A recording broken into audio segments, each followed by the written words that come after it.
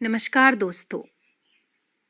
मैं यानी दीपिका एक बार फिर से हाजिर हूँ आपके लिए अपने बचपन की यादों के खजाने से एक और खूबसूरत सा किस्सा लेकर। ये किस्सा बरसात के मौसम से जुड़ा है। पहाड़ों में बरसात का मौसम बेहद खूबसूरत होता है।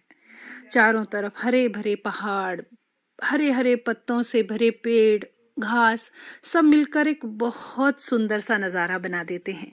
लेकिन बरसात को लेकर मेरी जो फीलिंग्स हैं या मेरी जो यादें हैं वो थोड़ा अलग हैं।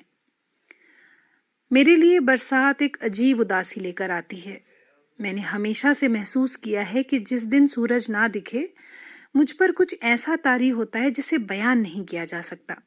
घने कोहरे में गुम हो जाने जैसी घबराहट। हमारे गांव के आसपास कोई नदी नहीं है। कुछ छोटे छोटे प्राकृतिक जल स्रोत हैं जिनसे इंसानों और मवेशियों की पानी की जरूरत पूरी होती रही है, लेकिन कोई बड़ा झरना या नदी नहीं है। बरसात के दिनों में लगातार बारिश के बाद इन्हीं स्रोतों की जमीन से अचानक बहुत सारा पानी फूट जाता है और एक अच्छी खासी धार का रूप ले लेता है। हम बच्चों को ऐसी ही बरसात का इंतजार रहता था, क्योंकि हम इन धारों के पानी को देखकर अपने आसपास नदी ना होने की कमी पूरी करते थे। बरसात के दिनों में सुबह का स्कूल लगता था। अक्सर सुबह बारिश रहती थी, धुंध छाई रहती थी। हमारे पास काले कपड़े के बड़े वाले छाते हुआ करते थे। कई बार दो बच्चों के पास एक ही छाता होता था। अब छाता छोटा और बच्चे दोनों छाते से बाहर, इसलिए दोनों भीग जाते। ज्यादातर छातों में इतने छेद होते कि उनका ना होना भी एक बात होती, लेकिन शायद ही किसी ने भीगने की परवाह की हो। सब बच्चे बारिश से खुश होते। जाने मेरे साथ ही क्या दिक्कत रही। ऐसे ही बारिश के दिन थे। हम रोज मनाते कि आज ऐसी बारिश हो कि छाया फूट पड़े, यानी पानी का धारा बन जाए। पिछले 3 दिन से बारिश लगातार हो रही थी, पर छाया नहीं फूट रहा था, मतलब जमीन से पानी नहीं निकल रहा था। पिछले कुछ दिनों से एक और बात हो रही थी। रोज स्कूल जाते वक्त मैं देखती कि उसके पैरों में चप्पल नहीं थी। किसके पैरों में चप्पल नहीं थी? वो हमारे गांव का चचेरा भाई था।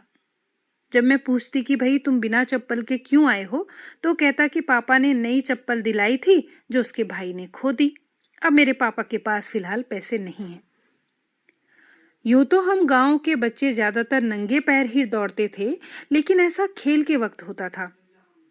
जब सब पैरों में चप्पल हो और सिर्फ एक जोड़ा पैर किसी मजबूरी में खाली हो तो बहुत खराब लगता है।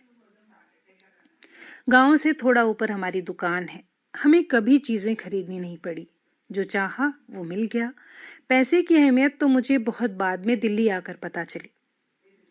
मुझे एक हफ्ते पहले ही नई चप्पल मिली थी, जिसका एड़ी के पास का जरा सा हिस्सा चूहे ने कुतर रखा था।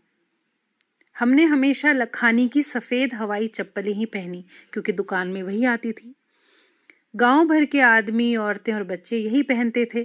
देखने में सारी चप्पलें एक जैसी हुआ करती। मुझे बहुत गुस्सा था कि कुतरी हुई चप्पल मिली, लेकिन कुछ हो नहीं सकता था। अपनी दुकान होने का ये नुकसान भी था। तो 3 दिन की लगातार बारिश के बाद जब हम अपनी नदी देखने गए तो हैरान हो गए।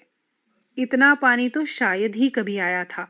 एकदम सफेद झाग मारता हुआ पानी।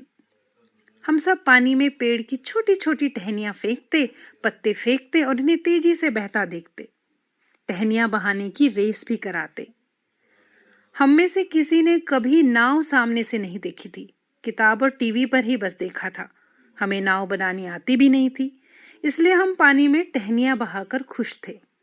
अचानक उसने कहा, दीपू दीदी अपनी चप्पल बहाओ। मैंने कहा, नहीं, बहकर नीचे चली गई तो। धारे के आगे, थोड़ा सा आगे चलकर बहुत झाड़ झंकार थी। एक बार उसमें कुछ फंसा तो निकालना नामुमकिन था। अरे मैं संभाल लूंगा, अब बहाओ तो सही, बहुत मजा आएगा। उसकी आवाज में बहुत भरोसा था। मैंने चप्पल निकाली और वो झाड़ से थोड़ा पहले खड़ा हो गया। चप्पल बड़ी तेजी से बही और उसने फुर्ती से संभाल ली। फिर तो ये खेल ही बन गया। मैं धार में चप्पल डालती, वो लपक लेता। मैं धार में फिर से चप्पल डालती, वो लपक लेता।